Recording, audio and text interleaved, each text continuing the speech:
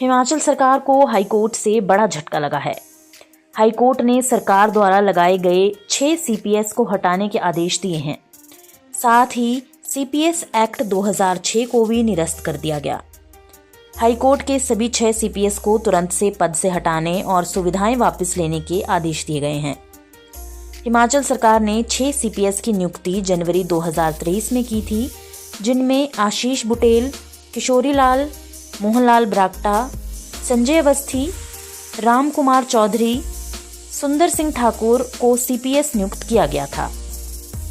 माननीय उच्च न्यायालय ने सीपीएस मामले पे बहुत देर से सब बेसब्री से इंतजार कर रहे थे,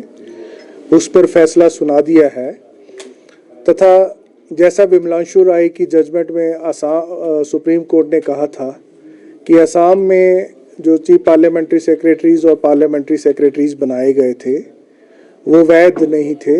उसी प्रकार हिमाचल प्रदेश में भी उसी तर्ज पर, उसी जजमेंट के आधार पर आज उच्च न्यायालय ने घोषित किया है, ये डिक्लेयर किया है कि चीफ पार्लियामेंट्री सेक्रेटरीज और पार्लियामेंट्री सेक्रेटरीज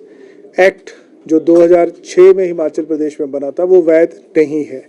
उसकी वैधता को समाप्त कर दिया है। जैसे ही कानून की वैधता समाप्त हुई तो जो चीफ पार्लियामेंट्री सेक्रेटरीज और पार्लियामेंट्री सेक्रेटरीज पद क्रिएट किए गए थे, बनाए गए थे पोस्ट, वो भी समाप्त हो गए हैं।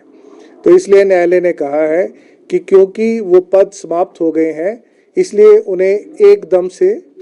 उनके पद से हटा दिया जाए तथा जो भी सुविधाएं चीफ पार्लियामेंट्री सेक्रेटरीज और पार्लियामेंट्री सेक्रेटरीज को मिल रही थी उन सुविधाओं को वापस ले लिया जाए। इस संदर्भ में न्यायालय ने अपने आदेश में ये भी कहा है कि एडवोकेट जनरल स्टेट को सूचित करेगा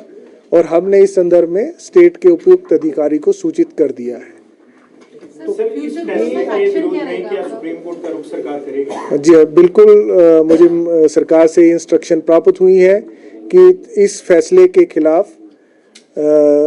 माननीय उच्चतम न्यायालय में अप्रोच किया जाए तथा क्योंकि जो प्रदेश सरकार की दलीलें थी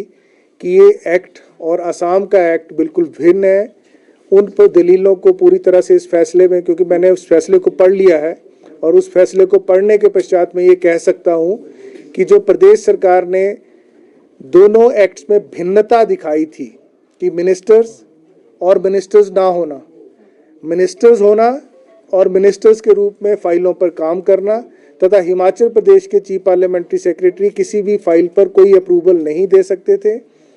वो जो एक डिफरेंस था